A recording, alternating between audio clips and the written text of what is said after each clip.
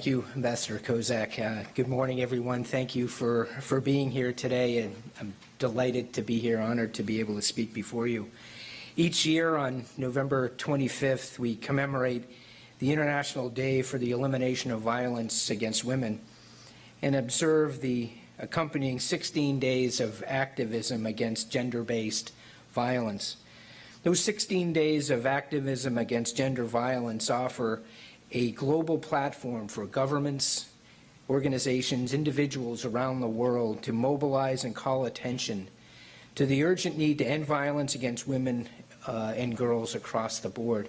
As Ambassador Kozak mentioned, I was just in Nigeria a couple of weeks ago and met with civil society groups, survivors, women and girls, young girls, teenage girls who have endured just the most horrific crimes against them and their families. And so it's a compelling issue for any person, but for us as Americans in particular. Gender-based violence harms individuals, violates the most basic of our inalienable human rights. From sexual assault, early or forced marriage and rape, to dating violence and so-called honor killings, women and girls disproportionately face violence around the world. The statistics, unfortunately, are both shocking and saddening. An estimated 1 out of every 3 women worldwide has been subject to violence, rape, or other abuse in her lifetime. According to the World Health Organization, at least 30% of women worldwide have experienced this kind of violence at the hands of a partner.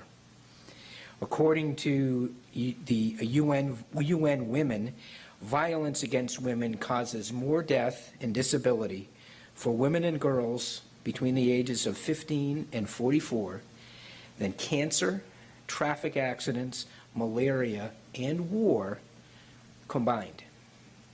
Finally, in the United States, nearly 1 out of every 3 women and 1 out of every 6 men has experienced some form of sexual violence.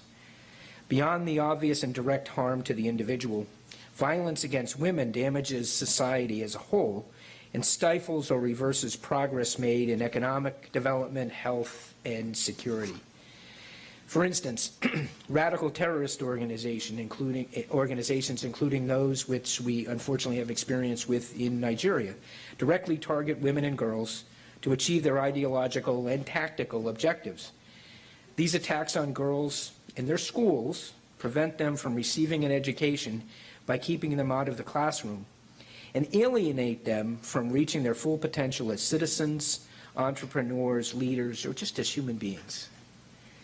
And this violence doesn't merely impact the victim, it causes a chain reaction, further contributing to the cycles of poverty and instability we witness in so many countries, impacting not only individuals but entire societies.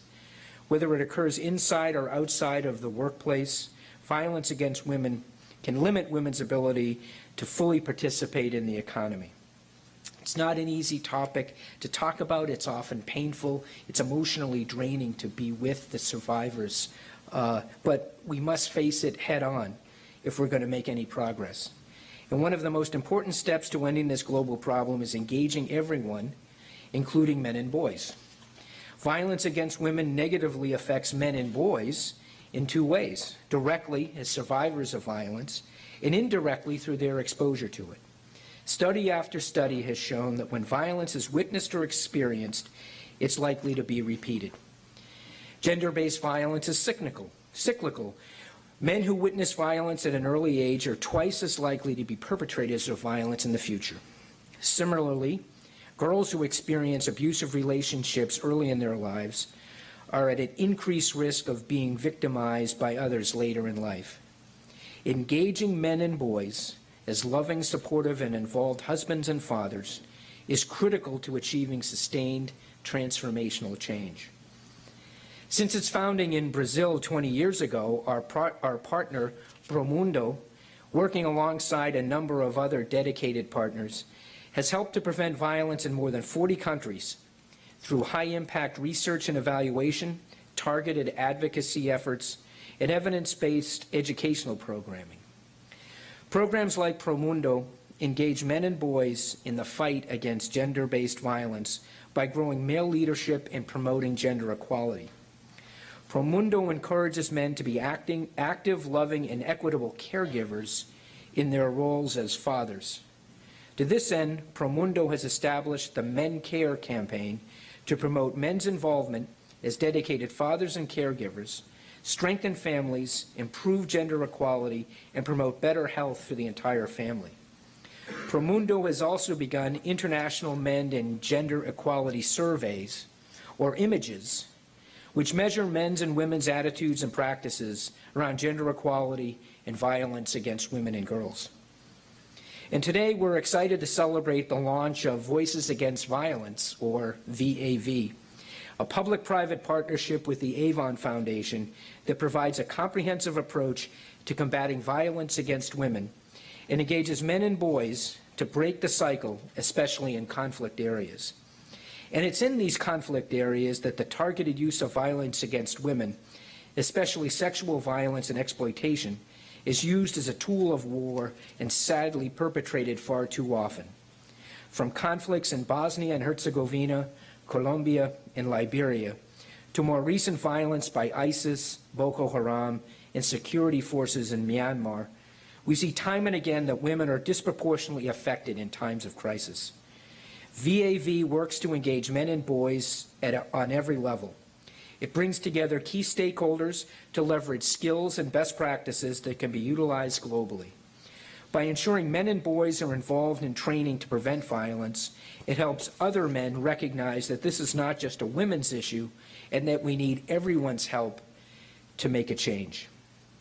VAV has begun to conduct regional training on combating violence against women, inviting male judicial actors, law enforcement officials, civil society, and activists to create male champions and advocate for better protections for survivors. Male champions are imperative to breaking the cycle of violence. VAV will serve as an effective new tool for embassies and our bureaus here at State to not only assist survivors of gender-based violence, but also to break the cycle of violence by working directly with men and boys on this issue. Additionally, VAV will help the State Department undertake important initiatives like responding to acid attacks, preventing female genital mutilation, and putting an end to honor killings so that we can protect women across the globe who have nowhere else to turn. Incorporating men and boys to become stout agents of change and advocates to end violence against women and children is an essential element to solving a global problem. We are making progress, but it's just the beginning. There is still much more to be done. And by continuing to work together to promote gender equality and eliminate gender bias, I'm confident that we can make great strides in breaking this cycle of violence.